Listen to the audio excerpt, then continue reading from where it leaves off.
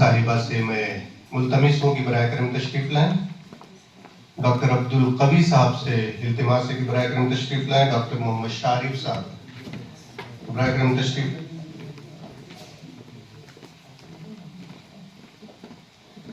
Doctor ابو مظہر صدیقی صاحب براہ کرم تشریف لائیں. سنسکرت اور اردو کے باہمی روابط کے فروغ میں ڈاکٹر شیخ عبدالغنی کی تصانیف کا تحقیقی و تنقیدی جائزہ. ڈاکٹر شیخ عبدالغنی کی تصانیف کا تحقیقی و تنقیدی جائزہ. یہ حقیقت ہے کہ سنسکرت زبان ایک قدیم زبان ہے. یہ زبان نہایت اہم ہے. اس زبان کی جڑیں ہندوستان کی قدیم تہذیبی و ثقافتی زمین میں پیوست ہے. یہ زبان اس لیے بھی اہم مانی جاتی ہے کہ اس میں رگ وید جیسی کتاب میں سنسکرت زبان کا پہلا وجود اور اس کا نقش اول ملتا ہے. رگ وید جیسی مقدس کتاب میں سنسکرت زبان کا پہلا وجود اور اس کا نقش اول ملتا ہے. سنسکرت زبان کو عالمی زبانوں میں ایک امتیازی شان اور اعتباری زبان کا مرتبہ دیا جاتا ہے. یہ بہت قابل قدر بات ہے کہ تلنگانہ کے سرزمین کے لائق اور فائق اسکالر و ثبوت دکن شیخ عبدالغنی کو خدا تعالیٰ نے بہت سی صلاحیتوں سے نوازا ہے. وہیں ان کو لسانیات کا ایک خاص ذوق عطا فرمایا ہے. اردو، انگریزی اور ہندی کے ساتھ ساتھ سنسکرت زبان و ادب ان کی تحقیق اور جستجو کا خاص میدان ہے. مختصر سوانح حالات.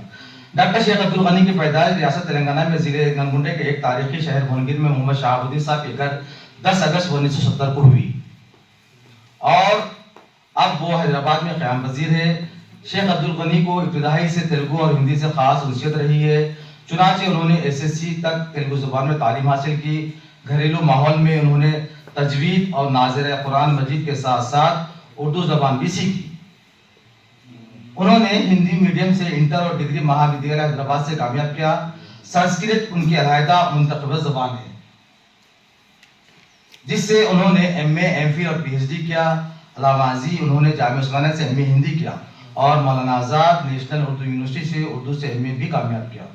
اس طرح اردو، تیلگو، انگریزی اور سنسکرت زبانوں سے نہ صرف ان کی آشنائی ہے بلکہ ان زبانوں پر ان کو خاص دسترس حاصل ہے. غرض مختلف زبانوں کے جاننے والے ادیب، استاد، موقف اور مترجم کی حیثیت سے ڈاکٹر شیخ عبدالغنی کی شخصیت تلنگانہ میں محتاج تعارف نہیں ہے. ان کا اہم کارنامہ یہ ہے کہ انہوں نے سنسکرت اور اردو کے مابین لسانی روابط اور تہذیبی ہم آہنگی کے موضوع پر داد تحقیق دی ہے اور بہترین نتائج تک رسائی حاصل کی ہے. اس سلسلے میں انہوں نے پروفیسر عبدالستار دلوی، ضیاء الدین شکیل، پروفیسر میم نون سعید، پروفیسر نسیم الدین فریس اور پرتاپ کمار مشرا بنارس جیسے مختلف مشاہیر ادب سے کافی استفادہ کیا اور استفادہ کر رہے ہیں اور ان کا یہ تحقیقی سلسلہ جاری ہے. بنیادی طور پر ڈاکٹر شیخ عبدالغنی کی علمی و ادبی کارناموں میں اردو اور سنسکرت کے مختلف پہلوؤں پر تحقیق کرنا، اس طرح سنسکرت ادب میں مسلمان مفکرین و ماہرین لسانیات کی علمی اور ادبی خدمات کو اجاگر کرنا ان کے خاص اور پسندیدہ موضوعات میں شامل ہے. یہاں درج ذیل سطور میں ان کی چند 7 کتابوں کا تعارف پیش کرتے ہوئے ڈاکٹر شیخ عبدالغنی کی اردو اور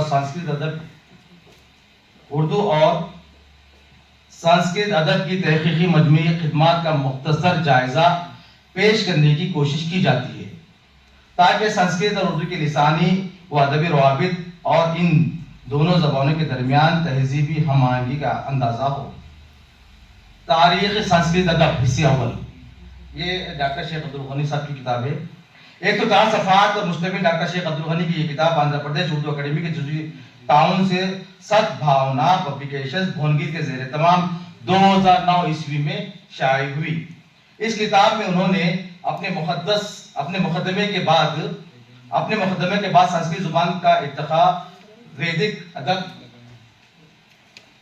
قرآن، رامائن، مہابھارت اور مہاکاویہ جیسے موضوعات کو شامل کیا ہے. اس کتاب میں سنسکرت ادب کی تاریخ بیان کی گئی ہے، اس لیے سنسکرت زبان کے آغاز و ارتقاء پر بڑی جامعیت کے ساتھ مختصر روشنی ڈالی ہے اور اس سلسلے میں تمام ضروری اور اہم پہلوؤں پر توجہ مرکوز کرتے ہوئے ان کو ضبط تحریر میں لایا ہے انہوں نے اپنے مقدمے میں مختلف مقامات یعنی ہند و بیرون ہند میں سنسکرت زبان و ادب پر جاری کاموں کا بھی ذکر کیا ہے.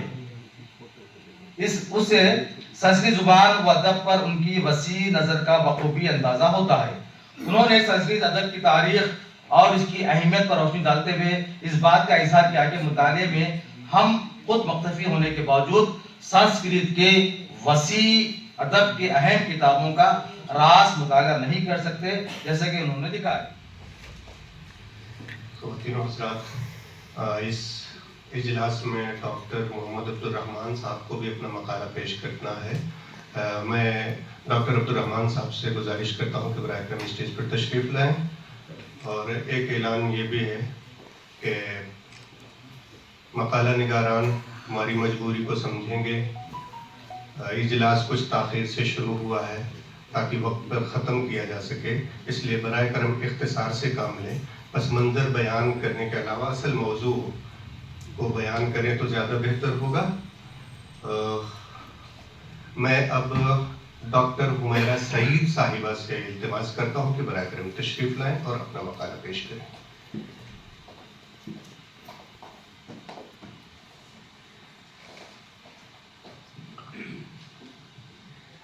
السلام علیکم. صدور اجلاس کی اجازت سے اپنا مقالہ پیش کرنا چاہوں گی جس کا عنوان ہے بیتال پچیسی کا تہذیبی مطالعہ. سماج میں قصہ گوئی کی روایت کافی پرانی ہے. انسان نے جب غاروں سے نکل کر اجتماعی زندگی گزارنے کا عمل شروع کیا اور زبانوں کو وسیلہ اظہار بنایا گیا، لوگ گروہ کی شکل میں رہنے لگے تو سماج تشکیل پایا. اور اس سماج میں انسان نے زندگی گزارنے کے فن کے ساتھ ساتھ کہانی کہنے کا آرٹ بھی سیکھ لیا. عہد قدیم میں قصے حکایتوں اور داستانوں کے ذیلی واقعات پر مشتمل ہوتے تھے جن کو وقت گزاری، تفریح طبع، ہمت حوصلہ اور مثبت طرز و فکر اختیار کرنے کے لیے کہا جاتا تھا. زبانی قصہ گوئی نے جب ادب کی شکل اختیار کی تو کہانی کہنے کے اس انداز کو نئے پیرائے میں ڈھال لیا گیا. اردو ادب میں بھی قصہ گوئی کی روایت بہت ہی قدیم ہے. عام طور پر ان قصوں کے موضوعات جنگ و جدال، جادو، سحر، عشق و بہادری، جانوروں اور پرندوں کے قصے، مذہب و اخلاق، تہذیب و تمدن سے جڑے ہوتے تھے. ان قصے کہانیوں میں بجا طور پر قدیم سنسکرت، یونانی، عربی اور ایرانی وغیرہ قصہ گوئی کے نقوش واضح طور پر دکھائی دیتے ہیں. دیگر علاقوں اور زبانوں سے قطع نظر اگر صرف سنسکرت زبان کی بات کی جائے اور بطور خاص بیتال پچیسی کے حوالے سے بات کی جائے تو یہ کہہ سکتے ہیں کہ سنسکرت زبان میں ویتالا پنچا ونشٹی کے نام سے لکھی گئی ان کہانیوں کا جب اردو زبان میں ترجمہ ہوا تو ان کی مقبولیت میں بہت اضافہ ہوا اور عام آدمی تک یہ ادب پہنچا. بیتال پچیسی کی کہانیاں ہندوستانی ادب کا ایک اہم حصہ ہے. ان کہانیوں کا تعلق ہندوستانی لوک ادب سے ہے جو نسل در نسل منتقل ہوتی آ رہی ہیں. بیتال پچیسی کی اصل شکل سنسکرت زبان میں ہے اور اس زبان کا خاص تعلق وید، پران، اپنشد اور دیگر مذہبی کتابوں سے رہا ہے. اسی لیے ان کہانیوں میں ہندو مت کے مذہبی عقائد، روایات، رسم و رواج، تہذیب و تمدن اور اخلاقی تعلیمات کا اظہار بھی ملتا ہے. بیتال پچیسی کی کہانیاں سماجی اور معاشرتی مہارتوں کے بہت سے پہلوؤں کو پیش کرتی ہیں جن میں منطق، عقل، تجزیہ، فیصلہ سازی اور سوجھ بوجھ کی صلاحیتوں میں اضافے کی کثرتیں شامل ہیں. بیتال پچیسی کی 25 کہانیاں اس بات کا جواز دیتی ہیں کہ نامساعد حالات میں انسان کا ذہن کس طرح سے سوچے اور ان حالات سے نکلنے کی صحیح و عمل کیسے کریں، اپنی آگہی اور بصیرت کے آئینے میں کس طرح سے فیصلہ سازی کریں. بیتال پچیسی کی کہانیاں ہماری زبان، ثقافت اور مہارتوں کو بہتر طور پر سمجھنے، اعلیٰ معاشرتی نظام اور سماجی نظام کے بننے میں مددگار عناصر سے روشناس کرواتی ہیں. یہ کہانیاں فورٹ ولیم کالج میں لکھی جانے والی ایک اہم کہانی ہے جسے مظہر علی خان ولا نے برج بھاشا سے اردو میں ترجمہ کیا اور اس ترجمے میں للو لال جی نے بھی ان کا ساتھ دیا. بیتال پچیسی ہندی اور اردو دونوں زبانوں میں ترجمہ ہوئی. یہ ولا کی تالیفات میں سب سے مشہور کتاب ہے. بیتال پچیسی کی کہانیوں کا مقام ہندوستان اور اس کے مختلف علاقے ہیں کیونکہ ان تمام کہانیوں میں ہندوستانی تہذیب و ثقافت کی بھرپور عکاسی ملتی ہے. بیتال پچیسی کا مرکزی خیال بیتال ایک بھوت ہے جو راجہ وکرم کو مختلف کہانیاں سناتا ہے. بیانیہ کے اعتبار سے بھی ان کی بڑی اہمیت ہے. राजा बेताल को कांधे पर उठाकर सफर तय करता है और बेताल से कहानियां सुनता है। हर कहानी के बाद बेताल फिर दरख्त पर लटक जाता है। बेताल पच्चीसी का शिजरा कदीम क्लासिकी किताबों कथा सरस सागर और व्रत कथा मंजरी से मिलता है। ये किताबें संस्कृत क्लासिक में अपना अलग मुकाम रखती हैं। इन किताबों में इस कहानियों के अलावा और भी कहानियां मिलती हैं, लेकिन इन 25 कहानियों को इसीलिए एक साथ लिया गया है कि ये एक किरदार बेताल की ज़बानी कही गई हैं। बेताल पच्चीसी के किस्से का दुनिया की मुख्तलिफ ज़बानों में तर्जुमा हुआ, जिनमें अंग्रेजी, संस्कृत, तमिल, हिंदी, फारसी, मंगोली, तिब्बती वगैरह ज़बानें शामिल हैं। गुजारिश करता हूँ वो आए और अपना मकाला पेश करें।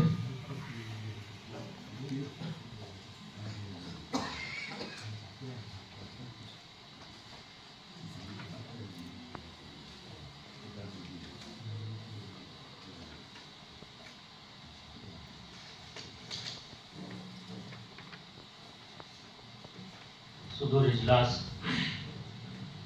हाज़िरीन ख़वातीन व हज़रात, अस्सलाम वालेकुम। मेरे मकाले का मौजू है फ़लसफ़ा योग और तर्जुमा बहरुल हयात बनाम हयात समंदर। ये किताब अभी भी मखतूता की शक्ल में है। सरज़मीन हिंद के क़दीम इल्मी निज़ाम में 6 निज़ामात फ़लसफ़ा मुक़द्दम है, जिनमें जैमिनी का मीमांसा, व्यास का वेदांत, गौतम का न्याय, कनाद का वैशेषिक, कपिल का सांख्य और पतंजलि का फ़लसफ़ा योग काबिल ज़िक्र है।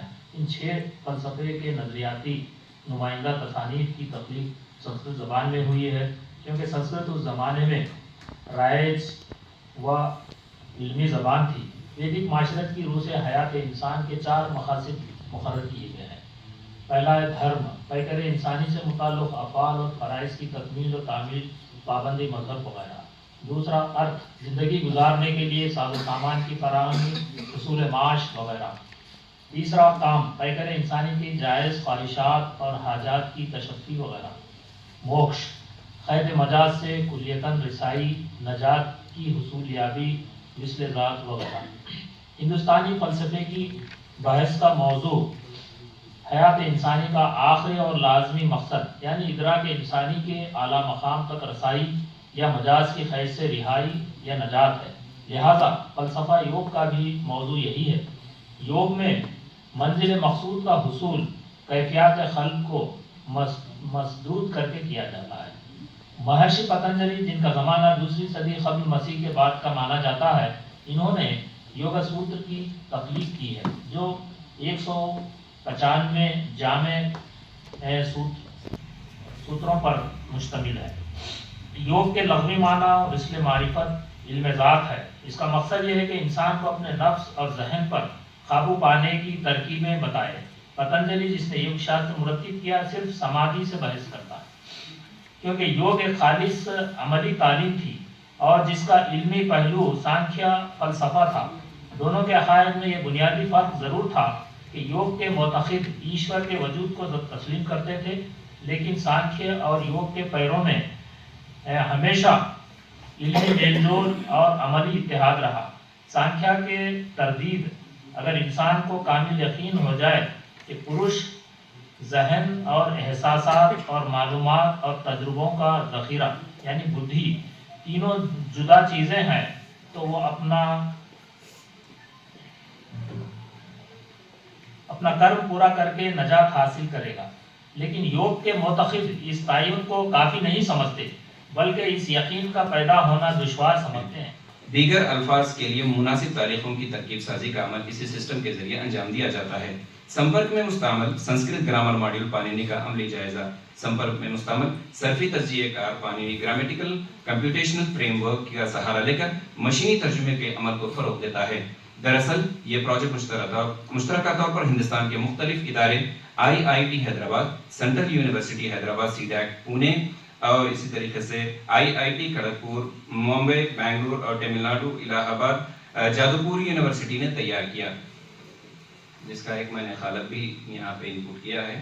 इंशाल्लाह मेरे जो मुफस्सलन जो मक़ाला तबाह होगा तो उसमें देखा जा सकता है उसका सिंटैक्स क्या है, उसके बैकएंड में एनालिटिकल प्रिंसिपल्स क्या थे, वो भी उसमें जो है हर एक लफ्ज़ की क्या मेयारात होते हैं जांचने के प्रिंसिपल्स, وہ بھی اس میں ذکر ہیں۔ جب محصولہ سینٹیکس کا تجزیہ کیا جاتا ہے تو یہ بات عیاں ہوتی ہے کہ مشینی ترجمے میں صرفی و لغوی تجزیاتی عمل اصل زبان سے حرفی زبان میں متن کی پیداواریت کو فروغ دیتا ہے، جہاں پر یہ پانینی کمپیوٹر قواعد کے نظام کے تحت کام کرتا ہے، جس کو گرامیٹیکل فریم ورک کہتے ہیں، جس کمپیوٹری نظام میں تمام اسماء جیسے اسم خاص، اسم کیفیت، اسم ظرف، اسم اعلیٰ، اسم جمع، اسماء لوازم، جانداروں کی تذکیر و تانیث، بے جان کی تذکیر و تانیث، تعداد، حالت اور اسماء تصغیر و تکبیر، صفات، صفات ضمیری، ذاتی، نسبتی، عددی وغیرہ، اور اسی طریقے سے ضمائر میں ضمائر موصولہ، ضمائر استفہامیہ، ضمائر اشارہ، تنکیر، ضمائر اور اسی طریقے سے افعال میں فعل حال، مستقبل، مجہول اور متعدی، مرکب افعال وغیرہ سبھی کا ذکر موجود رہتا ہے۔ ان پر مختلف اس کے ویدک علوم پر انہوں نے بہت ہی مبسوط اور عالمانہ اس پہ گفتگو کی، اور خاص بات یہ ہے کہ انہوں نے مناجات سے اس کی ابتدا کی ہے۔ اس کے صرف 2-4 اشعار آپ کے سامنے پیش کر رہا ہوں۔ نمسکار میرا ہے اس برہم کو، اننتا اور انادی وہ خالق ہے، وہ ہے ہست مطلق رحیم و کریم، مقدس ہے وید اس کا علم قدیم، تفاسیر باطل کا منہ کالا ہو، صحیح بھاشیا کا بول پھر بالا ہو، دعا ہے یہی ذات باری سے کہ محنت ٹھکانے لگی میری اب۔ ایک اور جو ترجمہ ہے عبداللہ ودیارتی کا، اس میں اور دیگر جو ترجمے ہیں ان میں سب سے بڑا فرق ہم کو یہ نظر آتا ہے کہ نام تو اردو ترجمے کا ہے، لیکن دیگر جتنے ترجمے ہیں ان سب میں ہندی الفاظ کی بھرمار ہے۔ ایک ترجمہ ایسا ہے جو بہت ہی اردو اور خاص طور پہ جو آسمانی صحیفے کا طرز تخاطب ہوتا ہے اس کا جو خیال رکھا گیا ہے وہ ہے عبداللہ ودیارتی کا ترجمہ۔ یجروید میں ایک شلوک میں وہ کہتے ہیں، تم سیدھے ہو، تم نظر رکھنے والے ہو، اپنی جگہ مضبوط ہو، ٹیڑھے مت ہو تاکہ تیرا یگیا کا مالک ٹیڑھا نہ ہو۔ اے زمین دیوتاؤں کی پوجا کے قابل، تیری بونٹیوں کی جڑ کو میں نقصان نہ پہنچاؤں گا۔ یہ جو انداز تخاطب ہے، یہ انداز تخاطب پھر کسی دوسرے کسی ترجمے میں ہمیں نہیں ملتا۔ بہرحال اس کے علاوہ اپنشدوں کے بھی اور ترجمے ہیں، اور مختلف کنہیا لال نے، پیارے لال نے، سورج نارائن مہر نے اور بھاگمل سینی نے، نگینا سنگھ بیدی نے اور شیو پرساد راہل نے، حسن عسکری نے، حبیب الرحمان شاستری نے آئینہ حقیقت اور دیگر نام سے اپنشدوں کے بھی ترجمے کیے ہیں۔ اور ضرورت اس بات کی ہے کہ ان تمام ترجموں کا گہرائی سے مطالعہ کیا جائے اور اردو ادب میں اس کے مقام کو متعین کیا جائے۔ شکریہ سر، میں صدارتی خطبات سے پہلے روایت کے مطابق جناب پروفیسر محمد کاظم صاحب کی خدمت میں شال پوشی مومنٹو پیش کرنے کے لیے میں اس سیمینار کے کنوینر ڈاکٹر نشاد احمد صاحب سے گزارش کرتا ہوں اسٹیج پر آئیں، اور ڈاکٹر ستیش ویمل صاحب سے گزارش کرتا ہوں کہ ان کی خدمت میں مومنٹو اور شال پوشی پیش کریں۔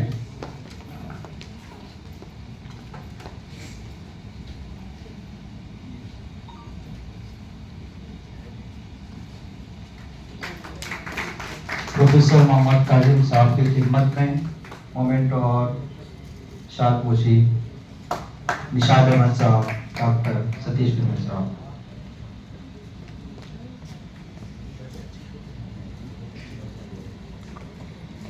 بہت شکریہ سر۔ اب ہم اس اجلاس کے تمام مقالوں کو سنا، اب وقت آ گیا ہے اسی سے میں سب سے پہلے صدر جناب پروفیسر محمد کاظم صاحب سے گزارش کرتا ہوں کہ وہ آئیں اور اپنے صدارتی خطبات سے ہمیں نوازیں۔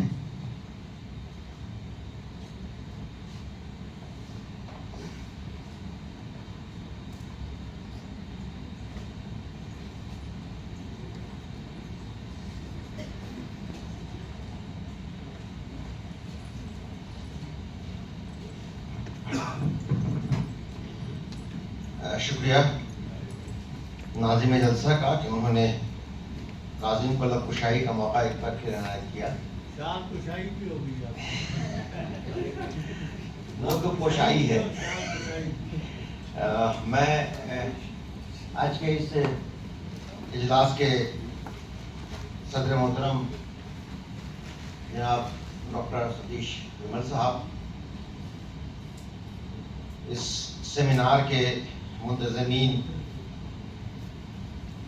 डॉक्टर निशात साहब, प्रोफेसर फजल मुकर्रम साहब और शोबे के दीगर तमाम असातिज़ा,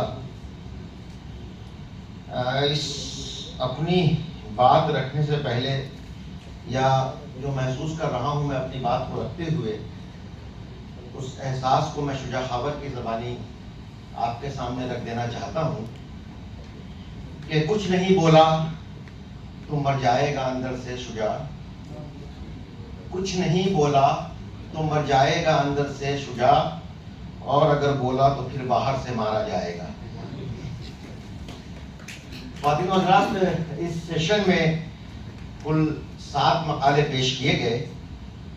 इन मकालों पर गुफ्तगू से पहले मैं चाहता हूँ कि चंद बातें जो मैंने महसूस की वो रख दूँ आपके सामने। हम लोग भी एक तरह से सीख रहे हैं मकाले लिखने के तरीके, पेश करने के तरीके, और मौके की मुनासबत से कितना कहना है, क्या कहना है वो। तो एक तो ये कि मकाले जो हमने सुने और सुनते रहते हैं उसमें अक्सर ये होता है, कुछ तो आज के मुनासबत से है और कुछ तजर्बा है पिछले दिनों का, कि मकाले का उन्वान कायम करने से पहले हमें ज़रूर गौर करना चाहिए कि हमने जो मवाद पेश किया है वो उस उन्वान के मुताबिक मुवाफिक है या नहीं है। बाज़ औक़ात ये देखा जाता है कि उन्वान तो हमने बहुत भारी भरकम कायम कर लिया, लेकिन उसमें मवाद हम वो शामिल नहीं कर सके, या कभी कभी बहुत हल्का फुल्का उन्वान कायम किया और मवाद बहुत भारी भरकम है उसमें।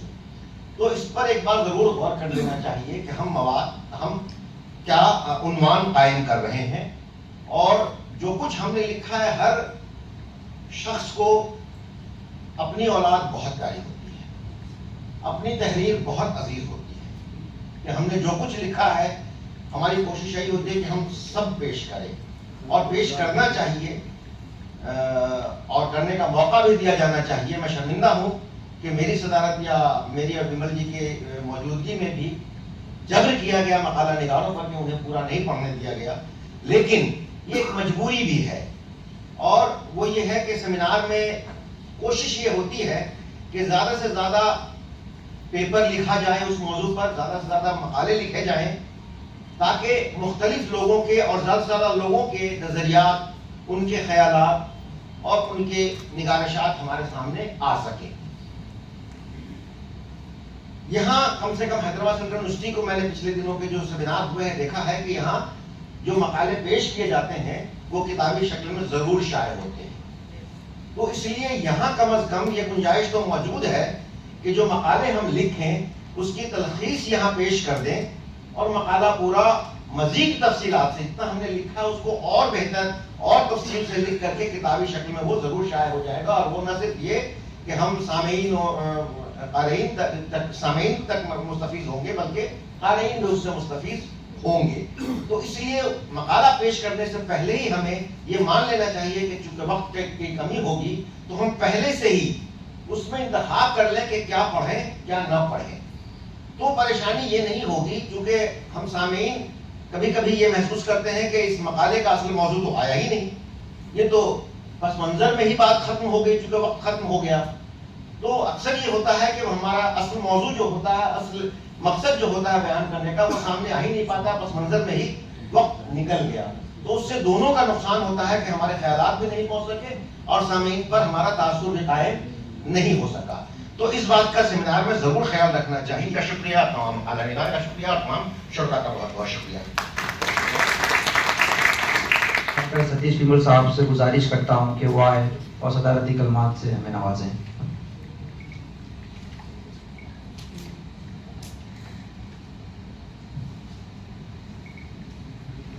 बहुत शुक्रिया एक बार फिर मुझे इस माइक्रोफोन के सामने आने का मौका देने के लिए।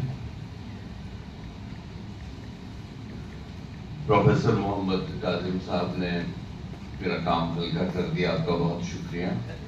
आपने सभी मकालों पर मुफस्सल बात की। एक बात मैं डॉक्टर अबू बकर के मकाले से बात शुरू करता हूँ कि मौजू इतना बड़ा है और पेपर इन्होंने मुझे उसकी कॉपी अभी हाथ थमा दी पढ़ने के लिए, लेकिन जिस तरह उन्होंने पेश किया वो भी कमाल है। एक टेक्निकल सब्जेक्ट को किस तरह से आप समराइज करके पेश करके निकल जाते हैं और एक इम्प्रेशन बना के निकल जाते हैं। Salutes to you there. एक शेर याद आता है कि